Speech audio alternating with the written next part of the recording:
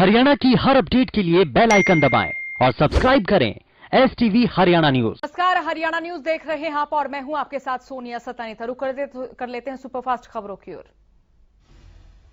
CM Manohar Lal आज करनाल के दौरे पर हैं। सीएम अपने कार्यक्रम के दौरान सीएम कालिदास रंगशाला में पहुंचे, जिसको लेकर चप्पे चप्पे पर सुरक्षा चाक चौबंद है। रविवार को पूर्व सीएम भूपेंद्र हुड्डा फरीदाबाद पहुंचे, जहां उन्होंने पूर्व विधायक ललित नागर की माताजी के निधन पर शोक व्यक्त किया। पूर्व सीएम के साथ कई दिग्गज भी शामिल दिखे।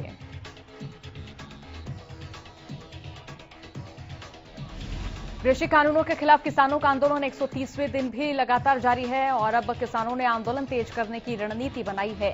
5 अप्रैल को देश भर में FCI के दफ्तरों का घेराव किया जाएगा। इसके तहत मई के पहले पखवाड़े में संसद कूच किया जाएगा।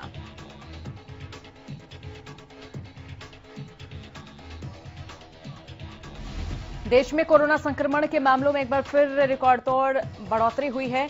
6 महीने बाद पहली बार रिकॉर्ड 93,000 से ज्यादा नए कोरोना केस सामने आए हैं। 24 मार्च से लगातार 50,000 से ज्यादा कोरोना केस आ रहे हैं। स्वास्थ्य मंत्रालय की ताजा रिपोर्ट के अनुसार पिछले 24 घंटों में 93,249 नए कोरोना केस सामने आए और 513 लोगों की जान चली गई। हालांकि 60,048 लोग कोरोना से ठीक भी हुए। इससे पहले 18 सितंबर को 93,000 से ज्यादा कोरोना केस सामने आए थे। एक समय ऐसा था जब देश में कोरोना संक्रमण की संख्या घटने लगी थी। साल 1 फरवरी को 8,635 नए कोरोना के केस आए थे। एक दिन में कोरोना मामलों की संख्या इस साल सबसे कम थी। देश में अब तक कोरोना वायरस के कुल 24 करोड़ 80 लाख सैंपल टेस्ट किए जा चुके हैं, जिनमें से 11 लाख सैंपल कल टेस्ट किए गए। इसी बीच बॉलीवुड अभिनेता अक्षय कुमार भी कोरोना संक्रमित हो गए हैं। अभिनेता की टेस्ट रिपोर्ट पॉजिटिव आई। इसके बाद अक्षय कुमार ने कहा है कि वो अपने घर पर क्वारंटीन हैं और लगातार चिकित्सकों के संपर्क में बने हुए हैं। अक्षय कुमार ने बयान जारी कर कहा कि आप सभी को जानकारी देना चाहता हूं कि आज सुबह मेरी कोविड-19 रिपोर्ट पॉजिटिव आई है। सभी प्रोटोकॉल्स का पालन करते हुए मैंने खुद को आइसोलेट कर लिया है और मैं घर पर क्वारंटीन हूं और सभी जरूरी मेडिकल केयर ले रहा हूं। साथ ही ट्वीट में अक्षय कुमार ने निवेदन किया कि मैं निवेदन करता हूं कि जो लोग मेरे संपर्क में आए हैं अपना टेस्ट जरूर कराएं और अपना ध्यान रखें। जल्द ही एक्शन में वापस लौटूंगा। प्रदेश में कोरोना का ब्लास्ट एक बार फिर से होता हुआ नजर आ रहा है। एक दिन में 1,959 नए मामले सामने आए हैं। अब तक 1,184 मरीज इलाज के बाद ठीक हुए हैं, तो वहीं प्रदेश का रिकवरी रेट 94.95 हुआ है। अब तक कोरोना से 10 लोगों की जान गई है। प्रदेश में 11,787 एक्टिव मरीजों की संख्या पहुंची गई। बात करें, अब तक 2,96,229 लोग कोरोना संक्रमित हुए हैं। अब तक 2,81,258 मरीज ठीक हुए, तो वहीं गुरुग्राम से 606, करनाल से 274 नए कोरोना केसेस सामने आए, फरीदाबाद से 138 नए मामले सामने आए। वहीं कुरुक्षेत्र की बात करें तो 124, पंचकुला से 82, सोनीपत और हिसार जिले से 49 नए कोरोना केसेस सामने आए हैं। सिरसा में एक दिन में 49 नए कोरोना पॉजिटिव मामले सामने आए हैं। अब सिरसा में एक्टिव मामलों की संख्या 225 हो चुकी है। गांव करीवाला निवासी 35 साल के कोरोना पॉजिटिव मरीज की मौत हो गई।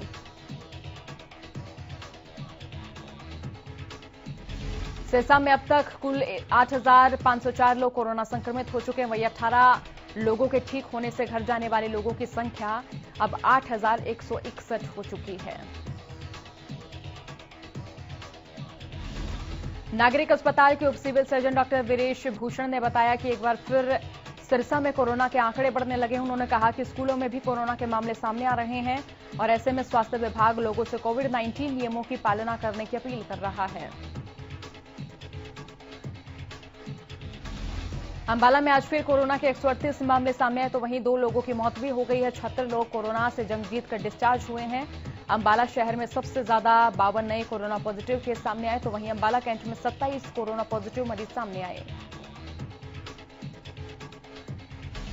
सीएमओ कुलदीप सिंह ने कहा कि 91 वर्षीय महिला की मौत हुई, तो वहीं दूसरी ओर एक 42 वर्षीय बतौरा के रहने वाले युवक की भी मौत हुई। सीएमओ ने चिंता जाहिर की है कि जब लोगों को कोरोना के कारण 3 से 4 दिन बीत जाते हैं, तब वो सैंपल करवा रहे हैं, जिसके कारण वो अपने आसपास वाले लोगों को भी प्रभावित कर रहे हैं। सीएमओ ने कहा कि जो मौत के मामले सामने आ रहे हैं वो भी लोग देरी से यहां आ रहे हैं, जिसके कारण उनका वक्त पर इलाज नहीं हो पा रहा। विभाग की ओर से स्कूलों में भी सैंपलिंग कराई जा रही है और वहां से भी छात्र मरीज सामने आ रहे हैं। प्रदेश में कोरोना संक्रमण के बढ़ते मामलों के चलते अब गोहाना में भी प्रशासन सख्त नजर आ रहा है। एक बार फिर शादी समारोह या फिर किसी दूसरे समारोह के मौके पर लगने वाली भीड़ पर पाबंदी लगाने के फैसले लिए जा रहे हैं। लोग कोरोना की चपेट में न आए, इसको लेकर गोहाना के एसडीएम ने संबंधित अधिकारियों को निर्देश दिए हैं कि किसी शादी या फिर अन्य समारोह में 50 से ज्यादा लोग एकत्र नहीं होंगे। आयोजकों को समारोह के लिए एसडीएम से अनुमति लेनी आवश्यक होगी। इसके साथ ही कोविड नियमों का पालन करना भी जरूरी होगा। इतना ही नहीं, बिना मास्क के घूमने वालों का चालान भी किया जा रहा है। तो वहीं दूसरी ओर वैक्सीनेशन का काम भी तेजी से चल रहा है।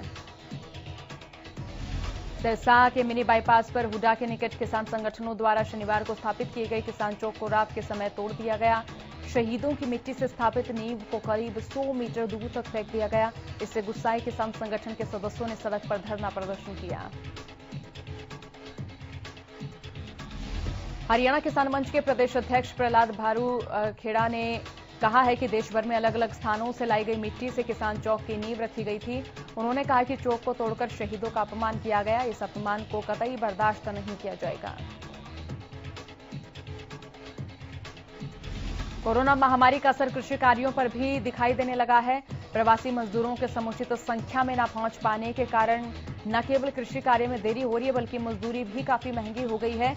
कटाई और कढ़ाई के लिए मजदूर न मिलने की वजह से क्षेत्र के किसान काफी परेशान हैं।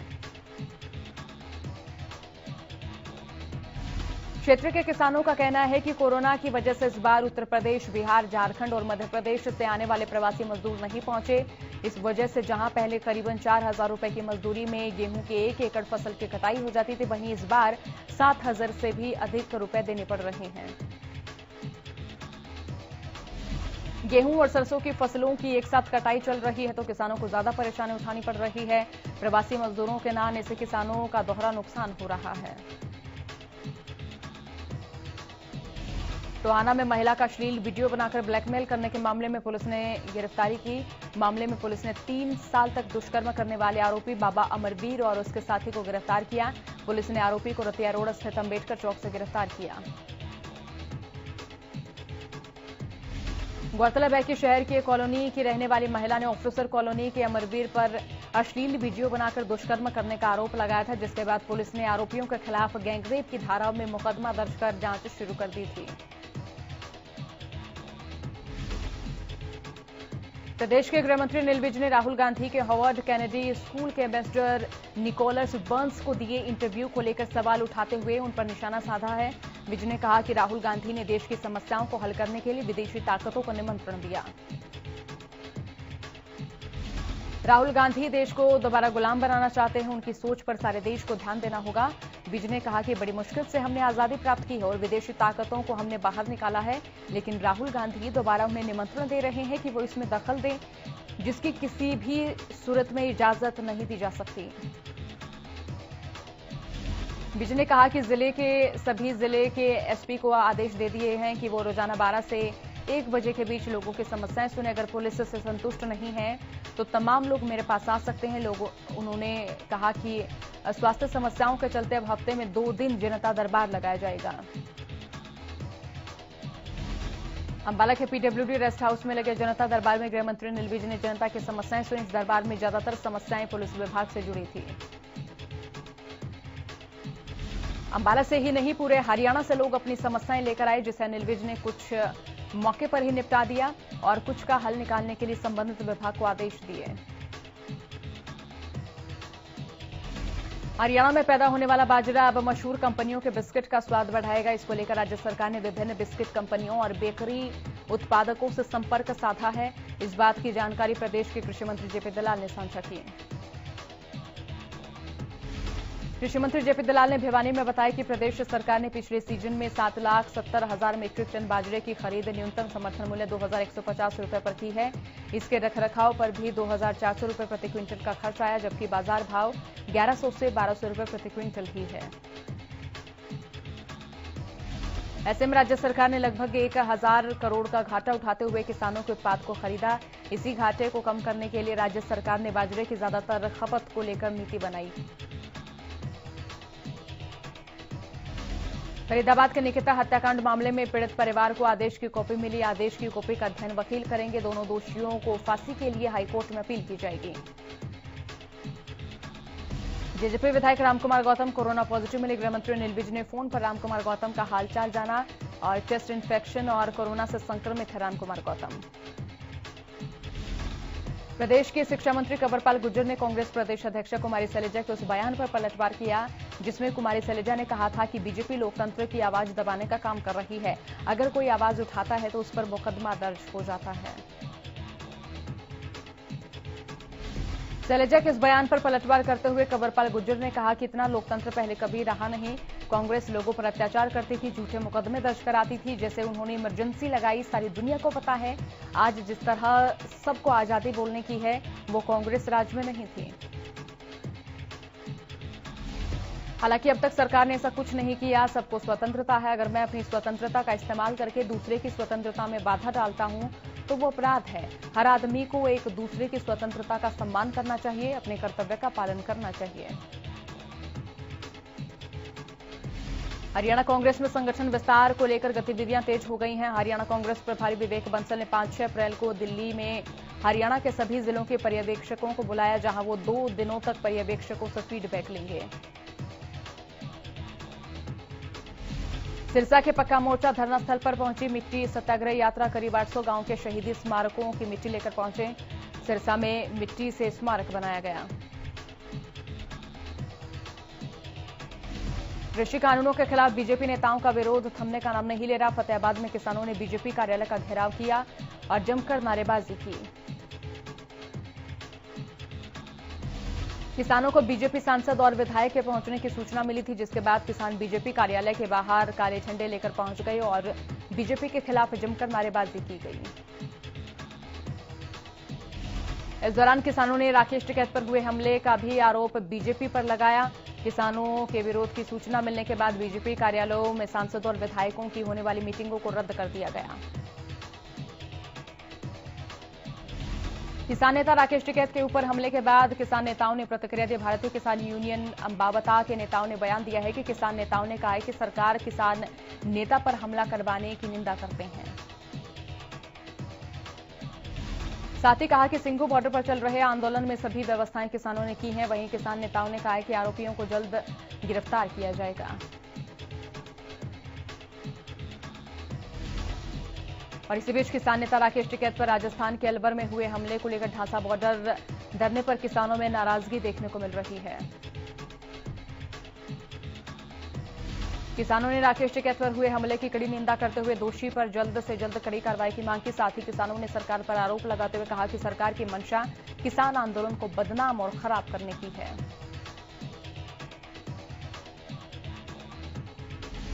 भारतीय किसान यूनियन के प्रदेश अध्यक्ष गुरनाम सिंह चडूनी कुरुक्षेत्र पहुंचे, जहां उन्होंने एक बार फिर किसानों के आंदोलन को समर्थन देने की अपील की। उन्होंने कहा कि प्रदेश के अलग अलग जिलों में युवा किसान चौक चौराहों पर हॉर्न बजाकर किसानों के आंदोलन के लिए समर्थन जुटा रहे हैं। चडूनी ने कहा कि किसानों का आंदोलन बड़ा धर्म युद्ध है, जिसे देश को किसानों के बचाने के लिए लड़ा जा रहा है।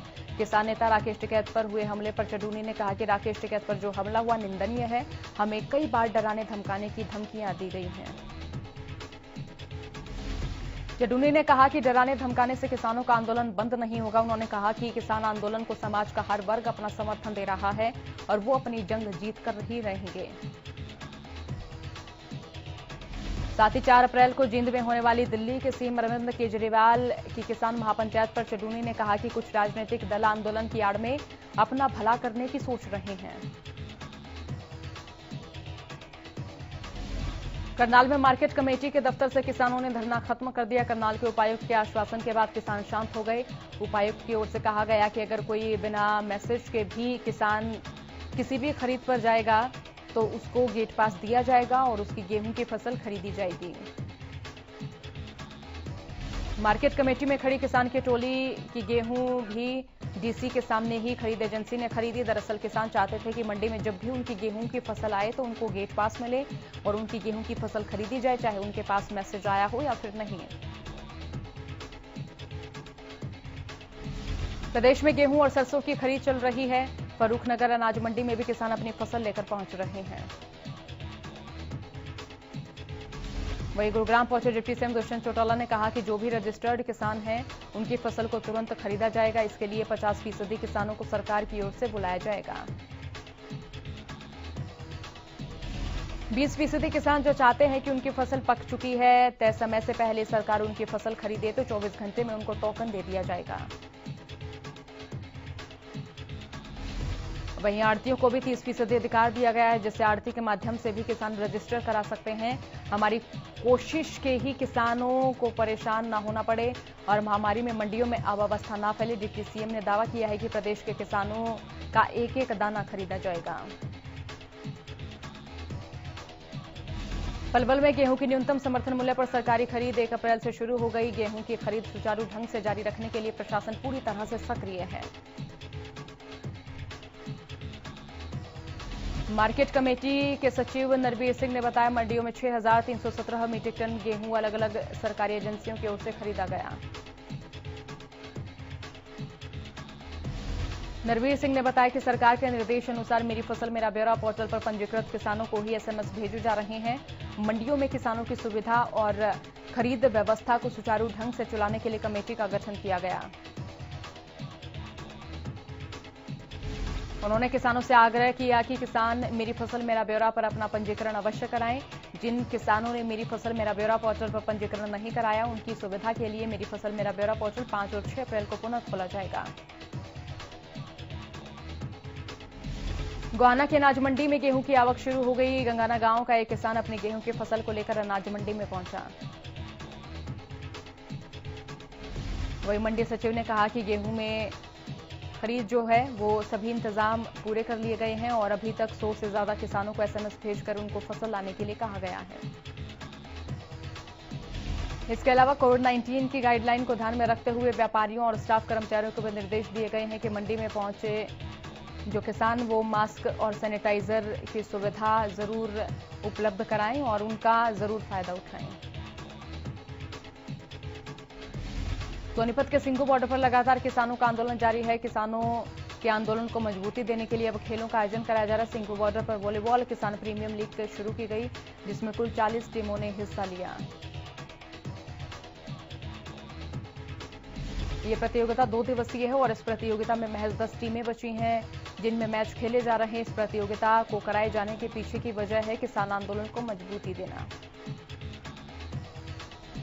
पहला स्थान पाने वाली टीम को 1 लाख, दूसरा स्थान पाने वाली टीम को 71,000 और तीसरा और चौथा स्थान पाने वाली टीम को 21,000 रुपए की इनामी राशि दी जाएगी। इस प्रतियोगिता में हरियाणा, पंजाब, राजस्थान और दिल्ली से खिलाड़ी पहुंच रहे हैं।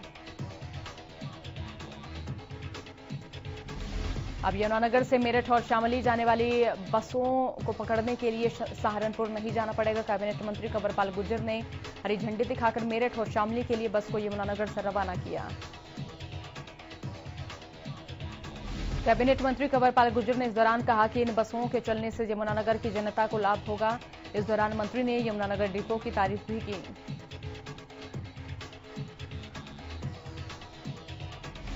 पानीपत में स्वास्थ्य विभाग की टीम ने सीएम फ्लाइंग टीम के साथ मिलकर नकली और एक्सपायरी दवा बेचने वाले मेडिकल स्टोर्स पर शिकंजा कसा। पानीपत के कलंदर चौक मेडिकल स्टोर्स के सभी रिकॉर्ड खंगाले गए। एक मेडिकल स्टोर में गड़बड़ी पाए जाने पर उसे सील कर दिया गया। ड्रग्स कंट्रोल ऑफिसर विजय राजे ने बताया कि सीएम फ्लाइंग टीम को शिकायत मिली थी कि पानीपत में कुछ मेडिकल स्टोर संचालक नकली और एक्सपायरी दवाइयां बेच रहे हैं। इसी शिकायत के आधार पर छापेमारी कर यह कार्रवाई की गई। चरखी दादरी अथॉरिटी में तत्कालीन एसडीएम और आरएससी क्लर्क द्वारा मिलीभगत कर दूसरे राज्यों से चोरी की गाड़ियों के फर्जी दस्तावेजों से रजिस्ट्रेशन करने का मामला सामने आया। दरअसल सीएम फ्लाइंग की टीम ने जब दादरी एसडीएम कार्यालय पर छापेमारी का रिकॉर्ड खंगाला तब इस गड़बड़झाले का खुलासा हुआ। छापेमारी में 2 चोरी की गाड़ियों के फर्जी दस्तावेजों पर दोबारा रजिस्ट्रेशन होने का खुलासा हुआ, जिसके बाद सीएम फ्लाइंग टीम की शिकायत पर सिटी थाना पुलिस ने तत्कालीन एसडीएम सतवीर कुंडू और महिला आरसी क्लर्क राजकुमारी सहित अन्य पर केस दर्ज कर लिया। यमुनानगर के तेजुली निवासी 12 वर्षीय वंश पिछले 9 सालों से इनल मस्कुलर डिस्ट्रॉफी नामक बीमारी से जूझ रहा है। वंश की बीमारी के चलते परिवार वालों का रो रो कर बुरा हाल है। हालांकि वंश की हालत बेहद गंभीर है। वंश को जो इंजेक्शन लगना है उसकी कीमत 16 करोड़ रुपए है।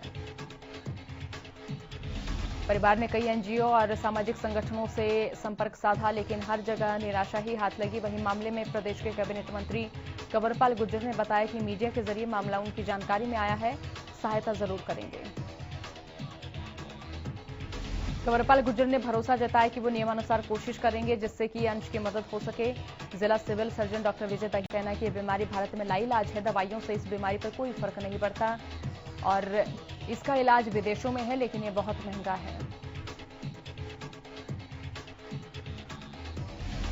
फरीदापुर के गांव ककड़ीपुर में परिवार द्वारा पंचायती जमीन पट्टे पर लेकर बोई गई फसल को दबंगों द्वारा काटने का मामला सामने आया है। करीब 7.5 एकड़ पंचायती जमीन पर दलित परिवार द्वारा बोए गेहूं की फसल को गांव के ही किसी दूसरे व्यक्ति ने काट दिया और यह आरोप दौलतराम नाम के व्यक्ति पर लगे हैं। बहादुरगढ़ में एक नवविवाहिता के खुदकुशी करने का मामला सामने आया। बताया जा रहा है कि 15 मार्च को ही उसकी शादी भिवानी के रहने वाले दीपेंद्र के साथ हुई थी, लेकिन दहेज प्रताड़ना और उसके पति और पिता के साथ हुई बदसलूकी के चलते अपने ही घर में फांसी का फंदा लगाकर युवती ने आत्महत्या कर ली। विवाहिता बहादुरगढ़ की सेक्टर 7 की रहने वाली थी। खुदकुशी से पहले उसने एक सुसाइड नोट भी छोड़ा, जिसमें पति, जेठ, सास और ससुर को अपनी मौत का जिम्मेदार ठहराया। घटना के बाद मौके पर पहुंची पुलिस ने शव को पोस्टमार्टम के लिए सरकारी अस्पताल भिजवाया और इस मामले में मृतका के पिता की शिकायत पर पुलिस ने 4 लोगों के खिलाफ मामला दर्ज कर जांच शुरू कर दी। फरीदाबाद के खेड़ी थाने के अंतर्गत आने वाली आगरा कैनाल में एक व्यक्ति का शव नहर में मिलने से सनसनी फैल गई। नहर में शव मिलने की खबर स्थानीय लोगों ने पुलिस को दी, जिसके बाद मौके पर पहुंची पुलिस ने शव को नहर से बाहर निकलवाकर पोस्टमार्टम के लिए बीके सिविल अस्पताल भिजवा दिया। अभी तक शव की शिनाख्त नहीं हो पाई। खेड़ी थाना के एसएचओ ने बताया कि अगले 72 घंटे तक शव को शिनाख्त के लिए रखा जाएगा और आसपास के चौकी थानों में भी सूचना दी जाएगी। पुलिस का कहना है कि व्यक्ति डूबकर मरा है या फिर इसकी हत्या की गई है। पोस्टमार्टम रिपोर्ट के बाद यह खुलासा हो पाएगा, जिसके बाद आगे की कार्रवाई की जाएगी। समालखा के पशुपालन विभाग के 55 वर्षीय कंपाउंडर को हनी ट्रैप में फंसाने की कोशिश का मामला सामने आया। हालांकि कंपाउंडर को हनी ट्रैप में फंसाने की कोशिश पूरी तरह से नाकाम रही। मामले के बाद डरे सहमे कर्मचारी ने पूरी आपबीती एसडीओ को बताई, जिसके बाद एसडीओ की शिकायत पर पुलिस ने मामला दर्ज कर पर्दाफाश किया। पुलिस ने मामला खत्म करने के नाम पर 3 लाख रुपए समेत बिचौलियों को गिरफ्तार किया। रेप केस में समझौता करवाने की एवज में 70,000 रुपए लेते शख्स को पुलिस ने रंगे हाथों गिरफ्तार किया। जानकारी के अनुसार हुडा सेक्टर पुलिस ने रेप के आरोपी शख्स ने समझौता करवाने को लेकर 1,20,000 में सौदा तय किया था।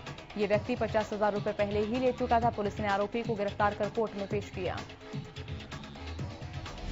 पंचकूला पुलिस ने बच्ची को अश्लील वीडियो दिखाने के आरोप में एक युवक को गिरफ्तार किया। पुलिस ने आरोपी को गिरफ्तार कर जिला अदालत में पेश किया, जहां से आरोपी को 14 दिन की न्यायिक हिरासत में भेज दिया गया है।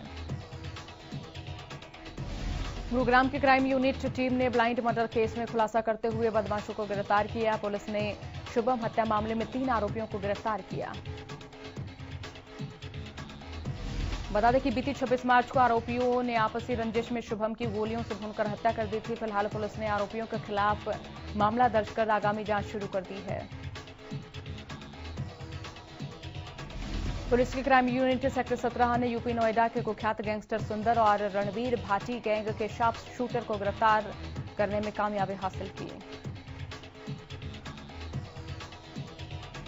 एसीपी क्राइम की माने तो तिंगांव फरीदाबाद के रहने वाले सचिन उर्फ मूसा पर 25,000 का इनाम था और फरीदाबाद पुलिस को हत्या के प्रयास, लड़ाई झगड़े, रंगदारी और फिरौती जैसे संगीन मामलों में इसकी तलाश थी। सोनीपत के 18 मार्च को हुए गैंगवॉर मामले में सोनीपत सीआईए 2 को बड़ी कामयाबी मिली। सोनीपत के कोर्ट परिसर में बदमाश अजय उर्फ बिट्टू की हत्या का प्रयास किया गया था। इसके अलावा बदमाश बिट्टू के घर पर भी दूसरे गैंग के बदमाशों ने हमला बोला था। दूसरे गैंग के एक बदमाश अमित को सोनीपत सीआईए 2 ने गिरफ्तार किया।